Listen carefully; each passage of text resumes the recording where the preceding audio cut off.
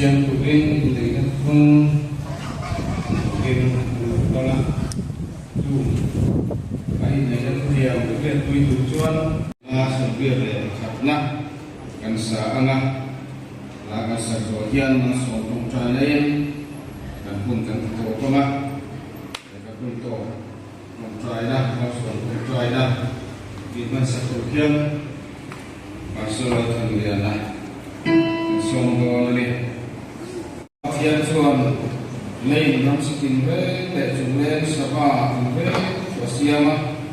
Lain ni mak ini kalau ada kegiatan ada mana buat nama. Lain tiada mungkin so ada mana ni kalau dia tu admin kalau intenta. Kecuali ada macam orang sama jumlah sabah dalam setinggi so bingung bosan. Sebab di masalah ada mata tujuan tertentu atau kui ongi atau lepas tujuan apa kajian tujuan atau maksudnya kita mungkin tidak tujuan ini kita ini dalam kata julia di selain atau di utara bukan biasa pun kan langsung sebab kalau yang memiliki apa antiapnya Tiro Puna kalau dia, kalau kita pun kata isian pun kita ina, pun letakkan mantu lagi. Hari ini kan pun dengan kota.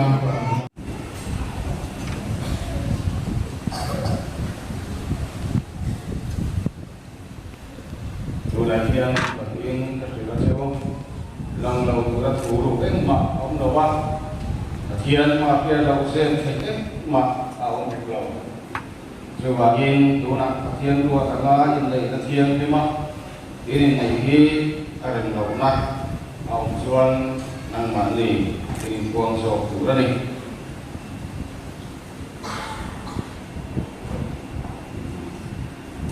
ini suan boleh kau nak ucap tu kasihan ni kau nampak tu sok tu jauh ni Niluga takin in samula isoi tu tahi takian ma soi ini yang sio nipa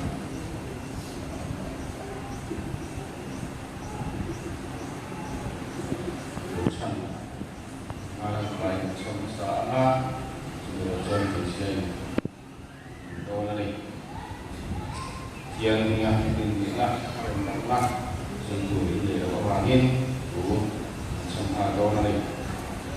Dan semua lain. Dan begini, kasihan lima, ini yang lima, kali ini, hari berapa? Berapa? Dan begini lain. Dan semua ini siang lima, ini kan siang lima kali ini, ada nama kebenaran bukan saya akan dan mau yang ingin kesuatu cek dan memiliki mengenai soal mau ya mungkin agar selai atau somai pun mengenai kakak korin akan sungguh ini korin dan ini kajian ingin kesuatu cek dan mau ini mengenai soal mau ya mungkin agar selai atau somai pun mengenai kakak korin akan sungguh ini korin ini namanya sikulah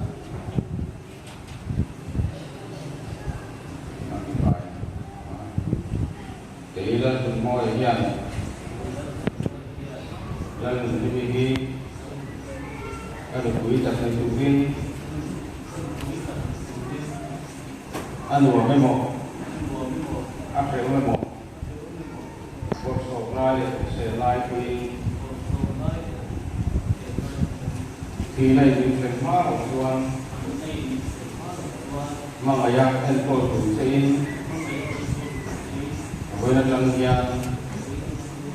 latihan dan menjeling dan kita cek di kerja dan demikian nang lalu mau ini apa sahaja tak ditulen anu mau apa mau workshop lain selai kui ini paru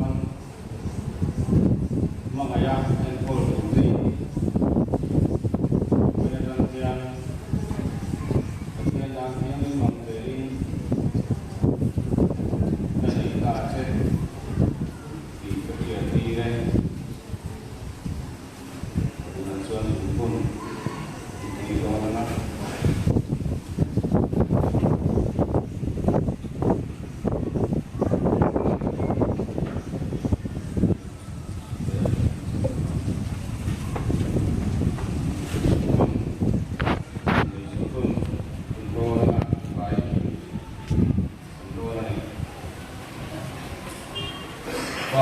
Vale, chào thiên linh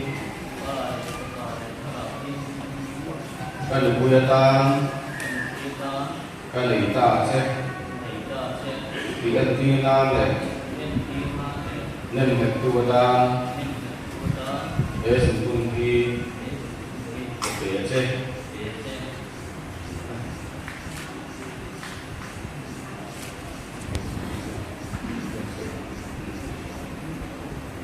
mình deh dan kemudian saya nanti kita langsung buatnya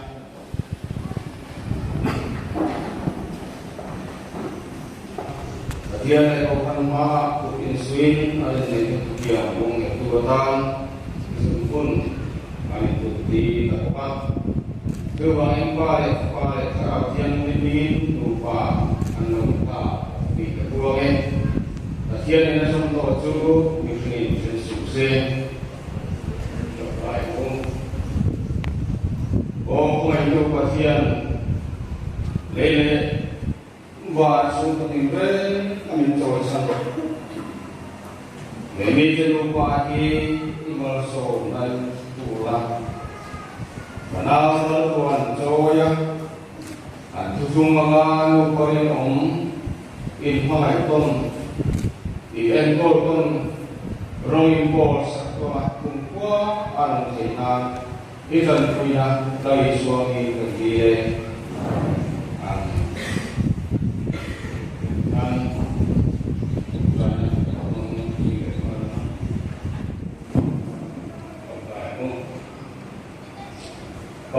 balik kalau tiang ting tuan daging walkimin malsong teruslah kalau malsong nolak katanya pusat jauh se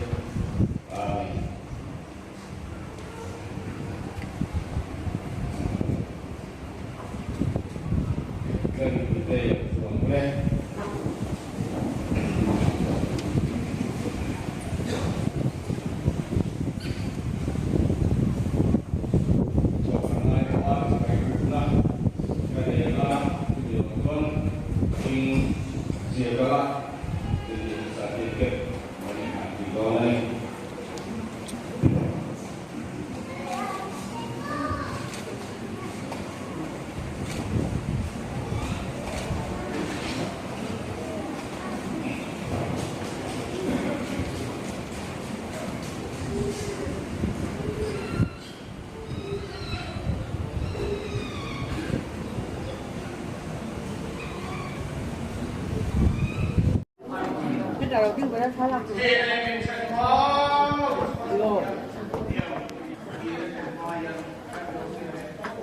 Tuy bọc hạt, người ta bọc hạt.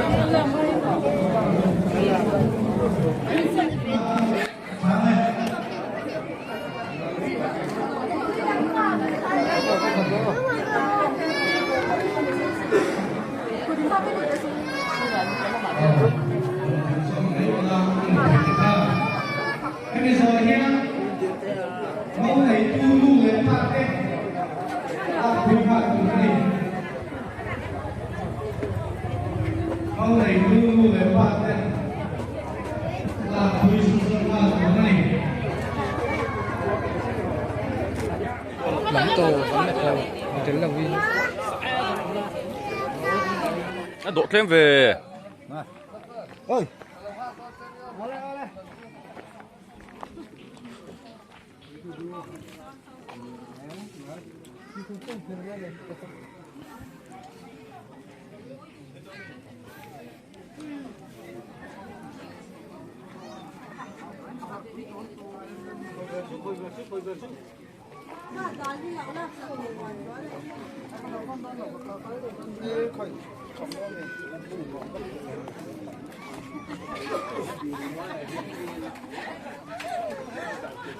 In ý tị tố một cái chia.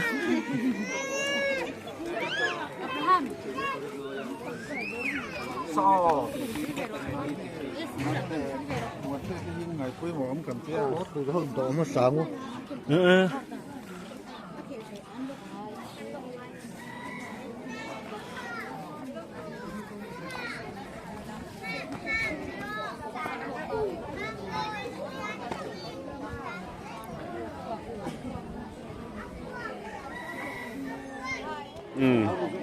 Tôi là hiền in đây program dấu tỏa rồi trẻ lắm bằng trần mê cả bồn tổ trâu đua là sầu dễ làm bồi phé nghe sao tay tắm nô Tầm cái tụi bay nên là thật vậy.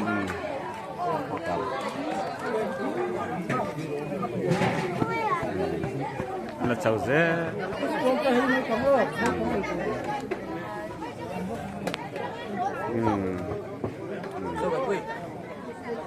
Có bắt thế này mẹ. Bye bye rồi. Bye bye.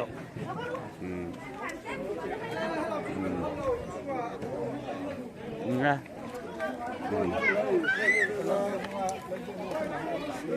Kapur thon. Puar masak ka pa mo. Ang sa ini doon. Vokse. Itu yang. Arse. Đi đòn. Thế đâu ạ? Anh sang ấy tùm. Tăng công se.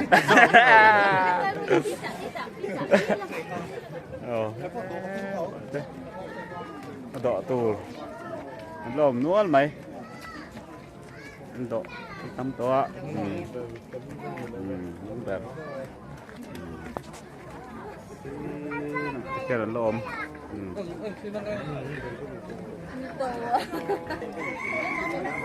Ấy không tổ tê. Pua em. Pua mò, bông chua làm tê. Pua em.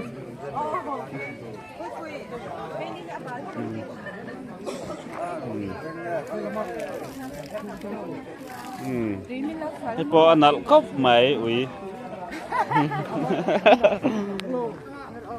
Bye bye đó lâu vì.